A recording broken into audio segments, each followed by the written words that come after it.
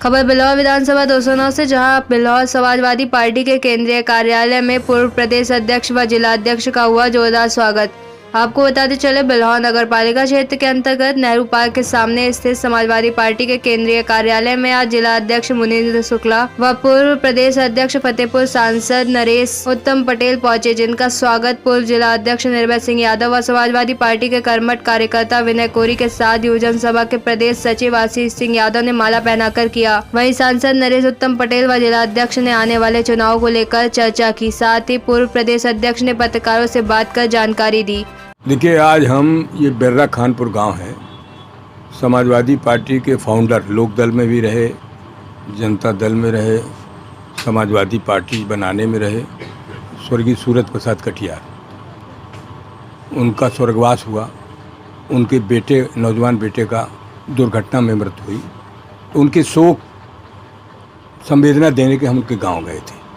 भाई निर्भय सिंह को, अपने जिलाध्यक्ष जी को, उनको सबको बता के कि बहुत दुखद मृत्यु हुई है, हम उनको शोक संवेदना दे के आ रहे हैं।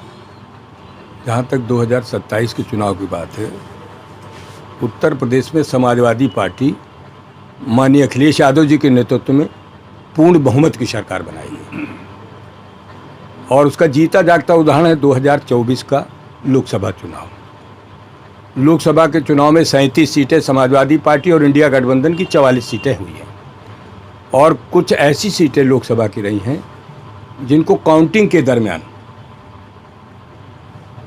सर्टिफिकेट नहीं दिया गया, जैसे अलीगढ़ है, फरुखाबाद है, फूलपुर है, बांसगांव है।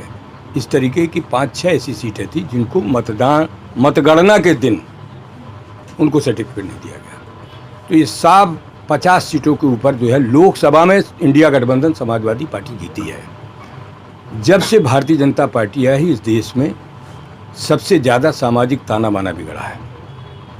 सामाजिक न्याय जिन लोगों को मिलना चाहिए, विशेष करके आरक्षित वर्ग, चाहे वो SC ST के लोग हों, चाहे पिछड़े वर्ग के लोग हों, चाहे EWS के लोग हों, उनको जो अनुमन्य आरक्षण है वो नहीं मिल रहा है।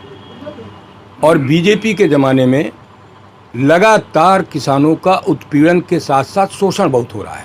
अभी ये आपका क्षेत्र आलू का क्षेत्र है, आलू किसी भाव नहीं है, उसका लागत नहीं मिल रहा, जबकि बीजेपी ने कहा था कि हम किसान को लागत का ड्योढ़ा देंगे, दूना, किसान को लागत का ड्योढ़ा देंगे और किसान की आय दूना करेंगे। स्वामीनाथन आयोग की रिपोर्ट लागू करेंगे। हम लोग लोकसभा में अभी आलू को लेकर हम लोगों ने लोकसभा के अंदर, लोकसभा के बाहर भी बात उठाई है कि हमारे प्रदेश में आलू इतनी बड़ी तादाद में पैदा होता है। सरकार ने कहा था कि हम आलू की खरीद करेंगे, लेकिन कहीं आलू की खरीद नहीं हो रही। अभी पिछले दिनों धान, बहुत बड़ा हमारा प्रदेश धान का उत्पादक प्रदेश है, धान की खरीद नहीं हुई। अगर क्रय केंद्रों में खरीद हुई तो बिचौलियों से हुई। किसान अपना धान 1800, 1700, 1900 रुपया बेचने पर मजबूर हुआ। 2369 रुपया MSP घोषित है। MSP का मतलब है मिनिमम सपोर्ट प्राइस, न्यूनतम समर्थन मूल्य सरकार तय करती है। तो सरकार न्यूनतम समर्थन मूल्य भी नहीं किसानों को दिला रही है और वो किसान बेचारा लागत से नीचे अपना धान बेचने पर मजबूर हुआ। आपका एक नारा है PDA, जो लोगों को बड़ा इम्पैक्ट डाल रहा है, लेकिन PDA में एक समाज छूट रहा है, उसको आप कैसे कन्विंस करेंगे? कौन समाज छूट रहा है? स्वर्ण समाज। समाजवादी पार्टी के राष्ट्रीय अध्यक्ष जी ने कई बार मीडिया के सामने भी अपनी बात रखी कि जो पीड़ित है, जो दुखी है, जो अपमानित है, वही PDA है।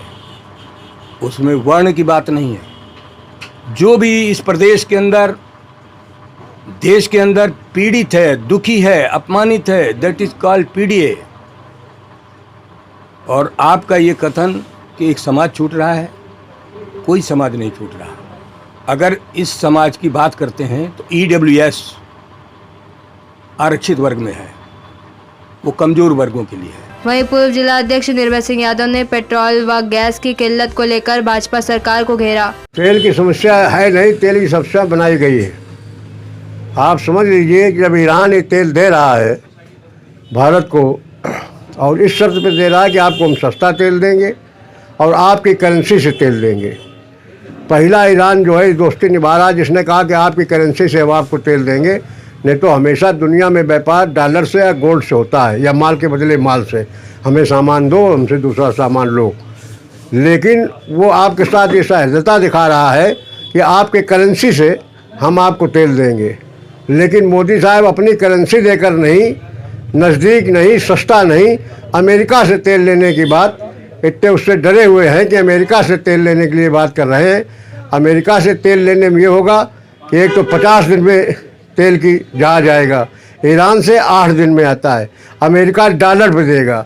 जो आपके पास डॉलर स्टॉक है वो डॉलर आप दीजिए अमेरिका, तो आपको तेल देगा, या सोना दीजिए, या माल के बदले माल दीजिए।